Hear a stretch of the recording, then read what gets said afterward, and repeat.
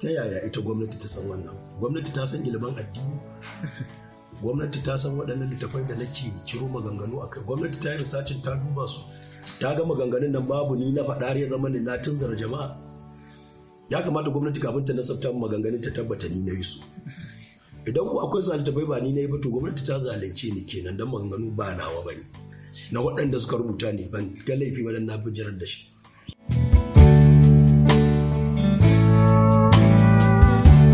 Me san ya tabbata gwamnati ta san zalunci ta aikata, zaluncin baƙiƙiyar wanda babu dalili kan yinsa, ya nemi hirar da kwamishinan ilimi ya yi ta a daren jiya.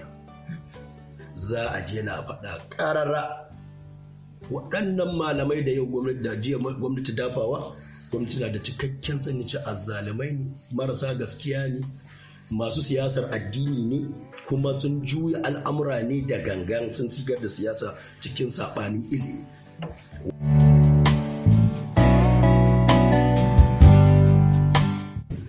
Magana ta gaskiya ita gwamnati duk wannan abin take, kuma ina mata jaji, ina mata takaici.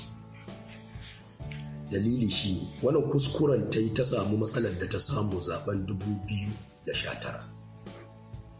Na ta roƙarta cewa ni ba na siyasa, ban da gamin kai da wani ɗan siyasa, ban da gaba da gwamnati, amma waɗanda suka kasa faɗa da ni a addinance suka zama suna da fawa a cikin gwamnati, suka tunzura shi a kaina a waccan tilo. Duk rarrashin da zan wa bawan Allah nan ne mai, wanda ya kamata ya gaskata ni, tunda ba wani abu da laifi da na taɓa masa, ya ƙi ji.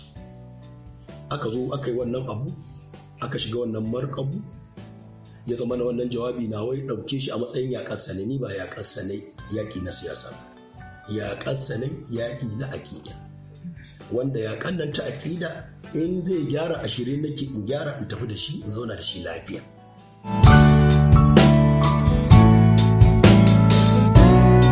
Yake ta filin nan, wannan fili ba nema ne ba, fili dama na wani takarda ce kawai ban karba ba, har a gwamnatin Kwankwaso ma an tabbatar mun da shi. Fili kawai takarda ce ban karba ba, duk activities na a ciki nake, kawai ya san wannan. Kuma duk abin da ya taso ma na rubokin da aka yi duk a dalili na ne, ni ne ta wannan ko karakai na shekara 20 ina karakai na kan filin.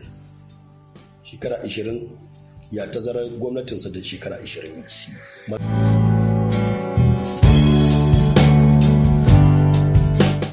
A jihar Kano ma ban da lokaci, ai ba malami ne ni mai arhaba yadda shi yake zato. Bai ga bai taba gani na a gidansa ba, ganin da ya min sau ɗaya ba shi ya nemi aka kai ni ba. An gaya masa ni malamin allazi wahidin ne, tsada ce da ni. Abinda zan yi wannan littafin da ku gani kewaye da ni, rubutu zan da duk duniya sai ta amsa masa. Shi yasa ke gaya musu dan na budari suka yi haka. Yanzu babbar dagar da take jiran su shine wannan tsare ne daga shiga masallaci, zan tare a library su jira me zai fito nan gaba.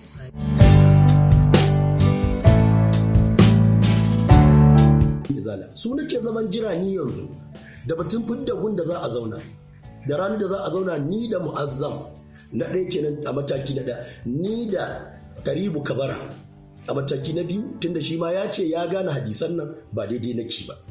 Na ce to shi ma kamata mu zauna da shi ya fahimtar da ni. Bashir Umar Ali Umar shi ma ya ce ba daidai nake bijar da hadisai ba, shi ma ya wajaba mu zauna ya kawo hadisan da ba daidai nake bijar da su kafin a ɗauki maganarsa komai tudinsa sai ya tabbatar da laifi. Abdullah ya ce ƙarya nake, hadisan da nake faɗa babu su, juya su nake. Shi ma ya wajaba dole a zauna mu zauna tare da shi ya tabbatar da laifina kafin Ganduji ya mara musu ya hukunci.